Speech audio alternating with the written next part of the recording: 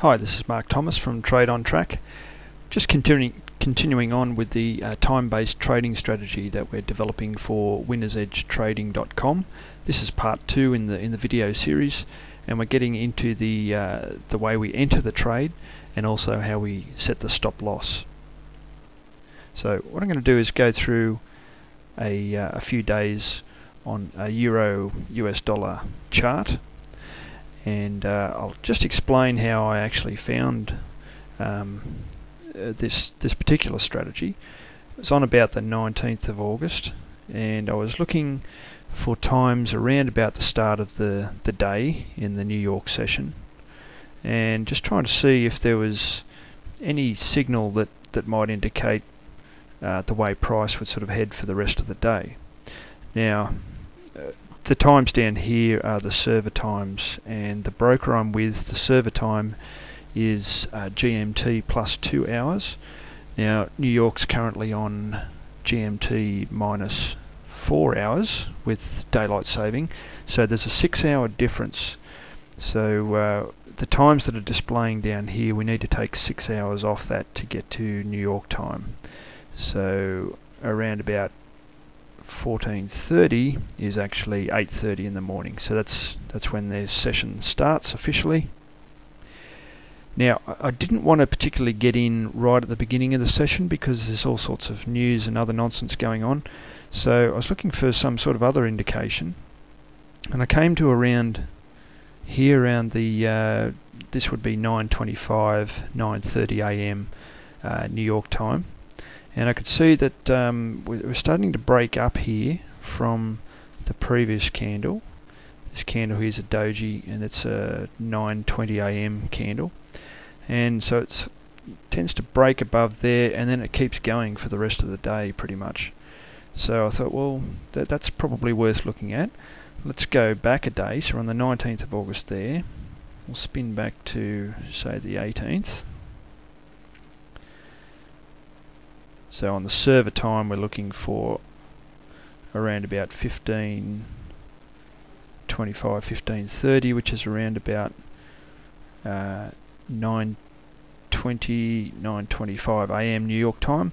And once again, we've nearly got a doji there. It's quite a small-bodied candle at 9:20, and then 9:25 it starts to break above and goes up a little bit, comes back down, and then sort of continues up again for the rest of the day.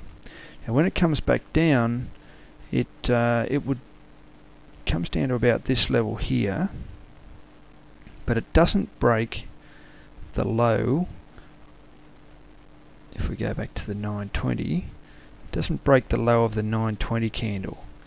So what I figured is we might be able to make a strategy out of this if we took the break of the 9:20 candle, say here, and set our stop down here, and then pretty much just let it ride.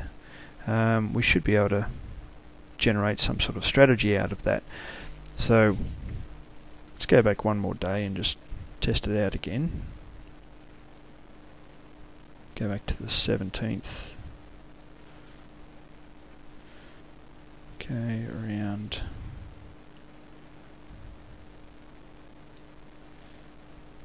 back a bit further.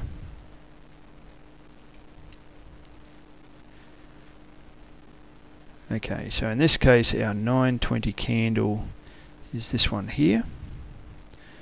Our 9:25 candle does break below, so if we were to stick with our strategy and enter at the break, we'd get in about here, and we'd set our stop above the 9:20 candle here, and that went down quite nicely, but then would have come back up and taken out our stop.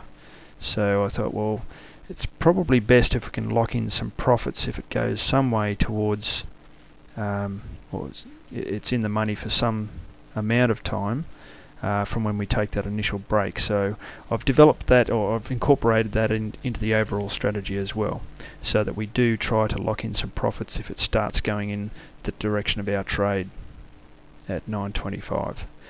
So that's all well and good. Let's go back one other day, show you a losing day. So we've sort of had 3 potential winners in a row there. 14th. Okay, there's our 920 candle.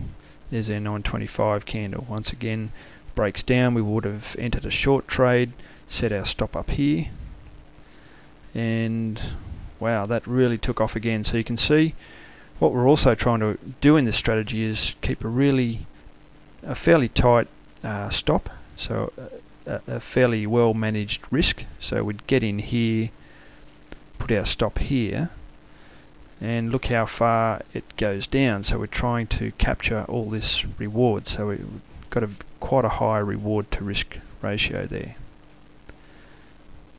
Go back another day.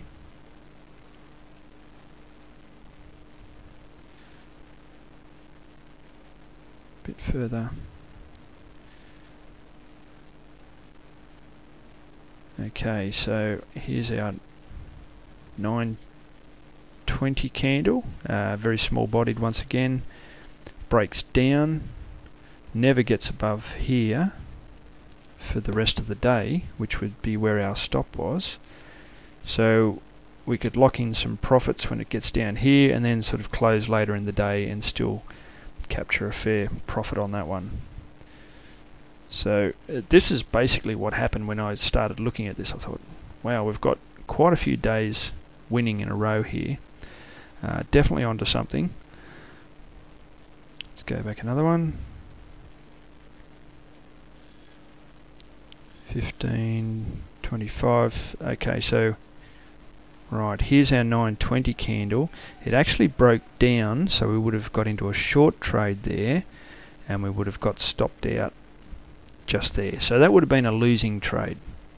Okay, and then it sort of took off the rest of the day before sort of plunging down again. Not every day is going to be a winner, but we want to try and keep those losing days fairly manageable to quite a small risk level, and try and capture the majority of profits that we can. So that was the idea. So it's a break off the 9:20 AM candle in whatever direction it breaks from 9:25 onwards, and the stop would go at the opposite end of the 9:20 AM candle. Now, sometimes I found price would, say on the 920 candle, it would come down maybe 1 or 2 pips below the on the 925 candle it would come down 1 or 2 pips below the 920 and then continue up, and we wouldn't want to get stopped out in that case. So that's why the strategy actually allows for 3 pips either side of the 920 AM candle. Okay, so if it just pushes a little bit down one way and then sort of continues up, we don't want to take a short trade. We would sort of get onto the long trade there. In this case, it broke down further than the 3 pips, so we were out of luck. I think that's more than 3. So I've got 4161. Yeah, 4165. So it's about 4 pips there. We're a little bit unlucky. So basically, I took that as a base strategy. I downloaded 1 year's worth of data, actually 13 months worth of data to start with, and tried to work out a strategy from that. It worked pretty well. I then downloaded an extra 12 months of data and adjusted the scripts and so on, the backtesting scripts, to optimize it as much as possible. And that's where I got the 3 pips either side of the 920 candle to try and get the best return possible. And then using money management, I was able to get a fairly consistent return per month as well, and keep the drawdown and the losses to a minimum. So that's pretty much the entry and the stop strategy. Full details are in the article, of course, which is on the winnersedgetrading.com website. Thank you.